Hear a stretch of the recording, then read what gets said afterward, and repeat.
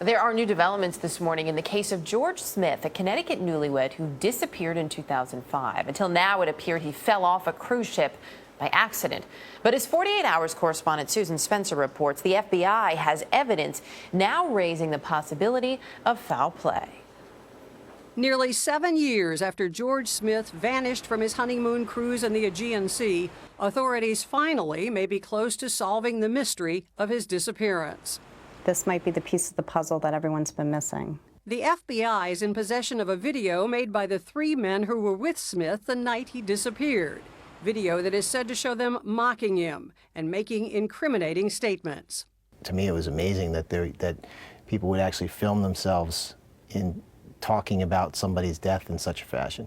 While much of what happened that night on the Royal Caribbean ship is unclear, here is what we do know. Early on the morning of July 5th, 2005, George Smith was partying and drinking heavily with his new bride, Jennifer. The couple got into an argument, and she stormed off. She was found hours later, passed out, in a hallway in another part of the ship. Around 3:30 a.m., 3 vacationing Russian-American students who'd been partying with Smith helped him back to his cabin. The 3, later dubbed in the press as the Russians, always have maintained they put Smith to bed and then left. Shortly after 4 a.m., other passengers reported hearing a commotion in Smith's room. And then about 30 minutes later, around 4:30, there was a loud thud. And in the morning, there was this, a large blood stain on the metal lifeboat canopy, about 20 feet below Smith's cabin. I believe it was a botched robbery that got out of hand, and my son was murdered on that cruise ship.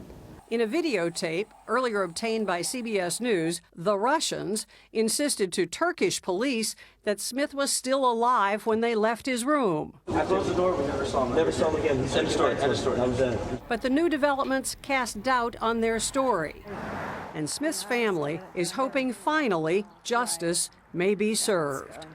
We want to see arrests, we want to see indictments, we want to see convictions. For CBS This Morning, Susan Spencer, Washington.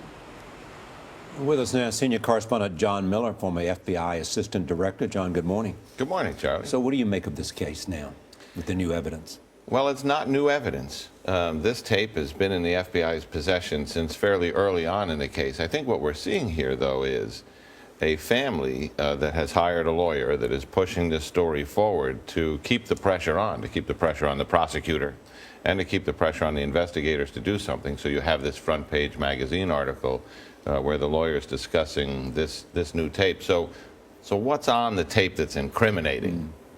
And that is, I mean, you saw a clip of the tape of that interrogation. This is the day after that police interrogation.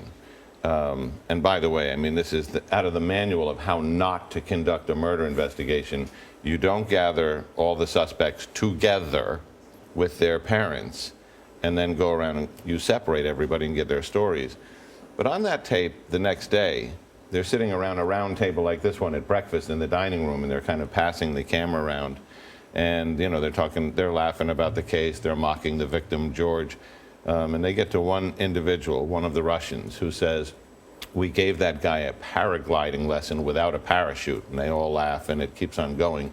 And that is the incriminating statement that the lawyer cryptically refers to in this article. So then he is taking that statement and saying they basically admit they threw him over the railing? Well, the statement is what it is. They don't say we threw him over the railing, but it certainly implies that we gave him a paragliding lesson without a parachute. It certainly implies that, and it is at least an incriminating statement. There's some talk, too, though, of the relationship that all of these guys had, the victim and these other men. They've been out partying all night. Is there any thinking that there was some foul play in that partying? Could anything have been slipped into a drink? That's entirely possible, but you know, as we keep circling around to in these stories, we talk about, so what's the motive? Yeah. I mean, why do you drug a guy so you can throw him over the boat? And the investigative theory has been that George Smith allegedly told, and this is according to the debriefings of the men by investigators, allegedly told them that he had $15,000 or $50,000.